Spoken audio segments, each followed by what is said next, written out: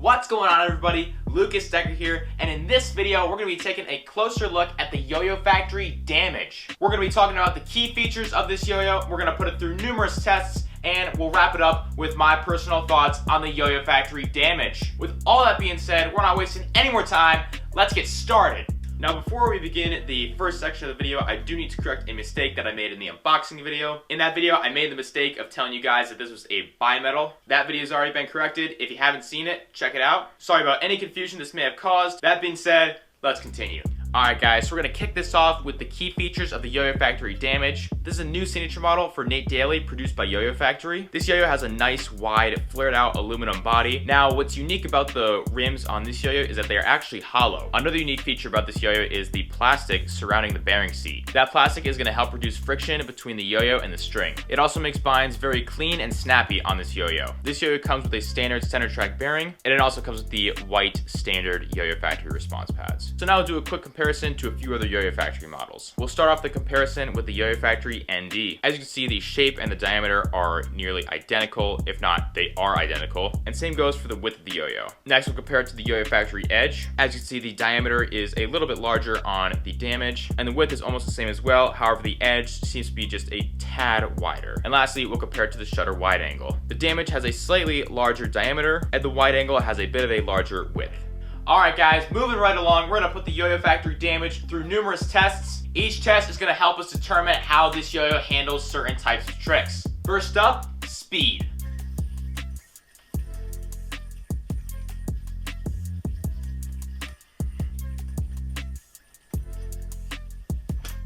So in the speed test, the Damage took on those combos with absolute ease. It handled multiple layers of string quite nicely, and it wasn't snagging up throughout the combos. And even after those combos, the yo-yo still had quite a bit of spin power left. And the yo-yo changed directions quite nicely as well. Most definitely a pass on the speed test. Next up, tech.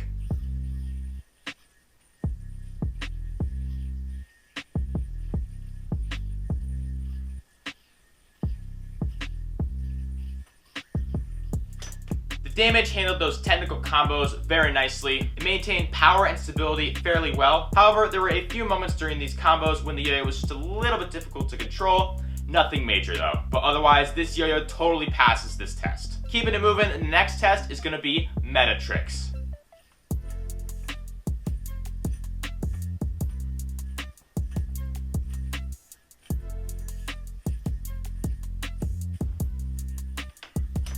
Once again, the Damage handled those combos with ease. The nice wide flared out gap makes it super easy to land on the string as well as for whip tricks. Rejections on this yo-yo are also just fine. The Damage definitely passes the meta test. And now for the horizontal test.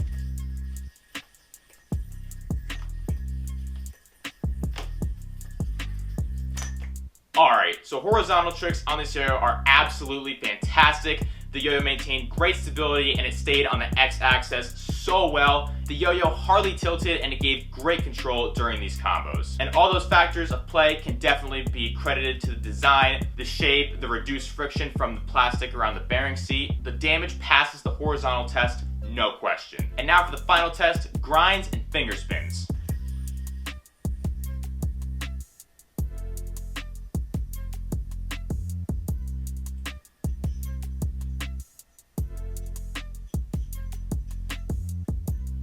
So as you can see, finger grinds on this yo-yo are super long. The shape of the yo-yo makes it so that your finger touches minimal surface of the yo-yo, and the finish is nice and smooth. Finger spins on this yo-yo are totally doable, but as you saw, there was a bit of rotation. But regardless of that, it still spun on my finger for a considerable amount of time. Definitely a pass. Alright guys, so now we're going to move on to my personal thoughts of the YoYo Factory Damage. And guys, I gotta say, I am impressed. This yo-yo has a great weight and feel to it on the string, and I'm really stoked that there are little to no compromises in the performance of this yo-yo. This yo-yo is a little bit on the heavy side, however, it is also quite nimble as well. And I feel like that's a combination you really don't experience in a lot of yo-yos. But the Damage pulls it off so well. If you're a collector and or a fan of Nate Daly, this yo-yo is a must-have. However, I feel this yo-yo in particular would make a fantastic competition throw. And I can definitely see a lot of very competitive players choosing the damage as their weapon of choice. But those are just my thoughts. Let me know what you guys think of the YoYo Factory damage in the comments below. And that's gonna put a wrap on today's video, guys. I hope you enjoyed excuse me. I know you enjoyed it. Of course, if you're enjoying the videos and the channel, be sure to like and subscribe. It is truly appreciated. And any further feedback, questions, or suggestions are more than welcome in the comments below. I love hearing from you guys. Have a fantastic rest of your day, and I'll be talking to you very soon.